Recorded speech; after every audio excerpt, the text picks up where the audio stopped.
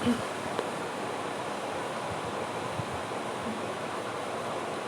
Friends, आज मैं आपको बताऊंगी सीपीसी के ऑर्डर 1 रूल्स 3, 3A एंड 4 के बारे में। मैं आपको अपनी पहली वीडियो में रूल 1 एंड 2 के बारे में बताया था और आज मैं आपको बताऊंगी 3, 3A एंड 4 के बारे में। तो आज अभी देखते हैं क्या कहता है rule 3। Who may be joined as defendant, कौन प्रतिवादी के रूप में जोड़ा जा सकता है किसी केस में। All person may be joined in one suit as defendant where, वे सभी व्यक्ति प्रतिवादियों के रूप में संयोजित किए जा सकते हैं।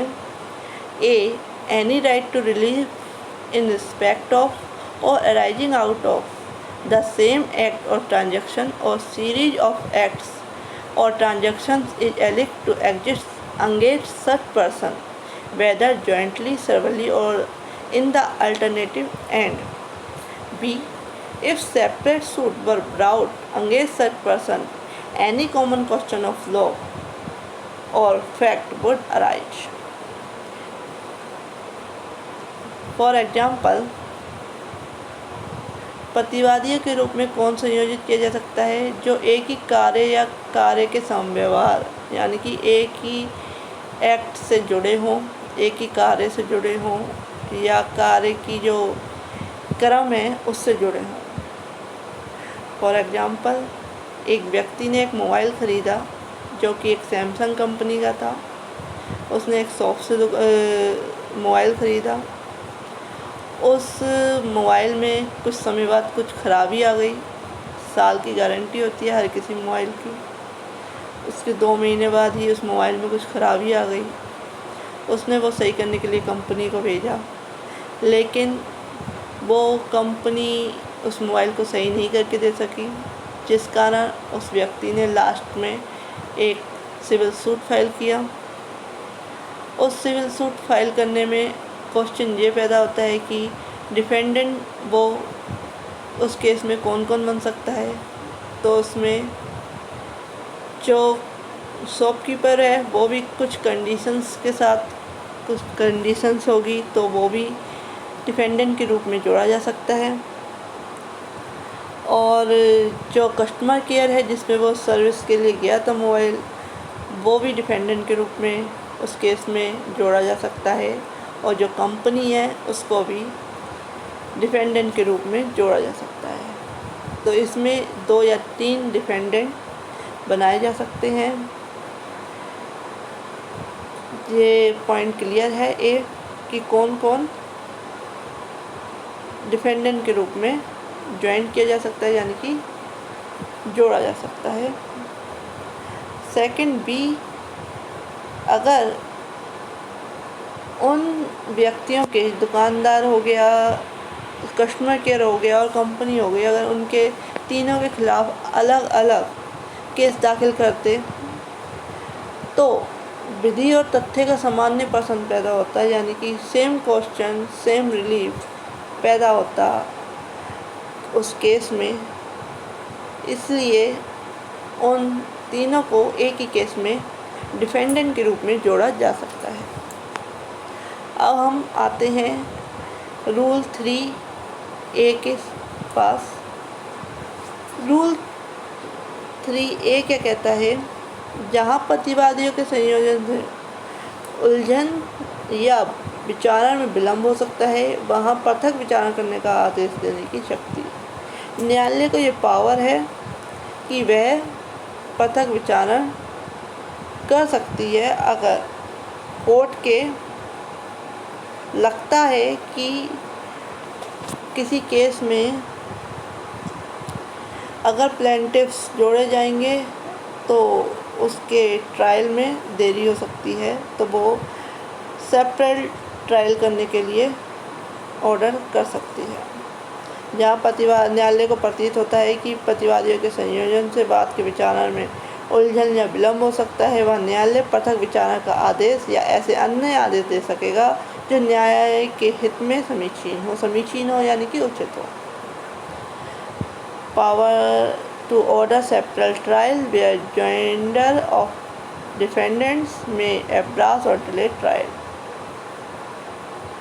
सो क्लियर है कि किस कंडीशन में कोर्ट को पावर है कि वह डिफरेंट यानी कि सेपरेट ट्रायल का ऑर्डर कर सकती है।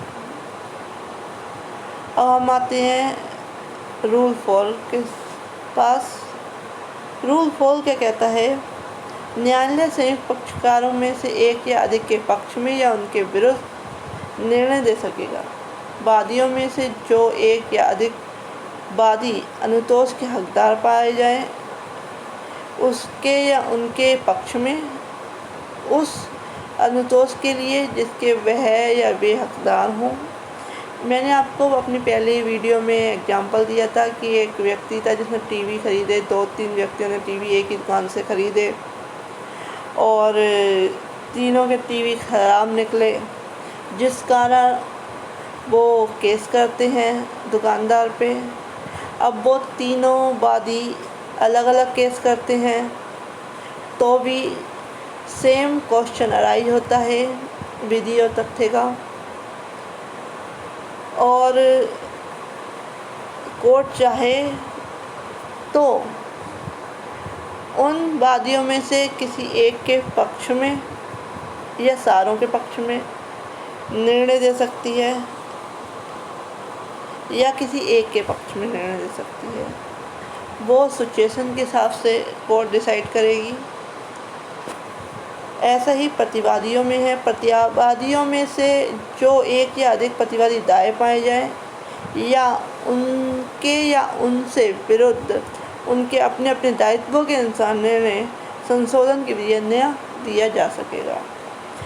जैसे कि मैंने आपको अभी एग्जांपल दिया कि एक मोबाइल ख़रीदा, अगर कोर्ट को लगता है कि दुकानदार है जिससे मोबाइल ख़रीदा है उसका कोई बनता नहीं है, कोई क्लेम नहीं बनता, कोई रिलीफ नहीं बनता, तो वो उसको फ्री कर सकता है कोर्ट। और जो कंपनी है उसको ऑर्डर कर सकता है कंपनी और कस्टमर केयर को कि वो उस जो वादी है उसको हर्जाना दे, उसको पैसा दे, नया मोबाइल दे, जो भी डिसीजन देगी कोर्ट उस हिसाब से वो कोर्ट को ये पावर है कि वो ऐसा निर्णय दे सकती है।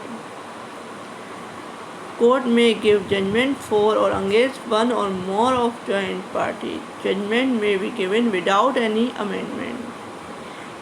For such one or more of the plaintiff as may be found to be entitled to relief, for such relief as he or they may be entitled to. यानी कि प्रतिवादियों में जो लगता है कि इनके पक्ष में या विरुद्ध में निर्णय कोर्ट दे सकती है। Be against such one or more of the defendant as may be found to be liable according to their respective liabilities। ये भी क्लियर है कि प्रतिवादियों के एक के पक्ष में या एक के पक्ष में और दो के विरुद्ध कोर्ट जजमेंट निर्णय दे सकता है।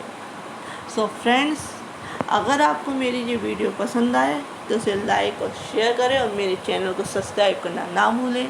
और लॉ से रिलेटेड कोई भी आपकी क्वायरी है तो आप मुझे कमेंट बॉक्स पे लिख सकते हैं, और आपको कैसी वीडियो चाहिए, लॉ से रिलेटेड कौन सी वीडियो चाहिए, वो भी आप मेरे कमेंट बॉक्स में लिख सकते हैं। So friends, thank you for watching this video. Thank you very much.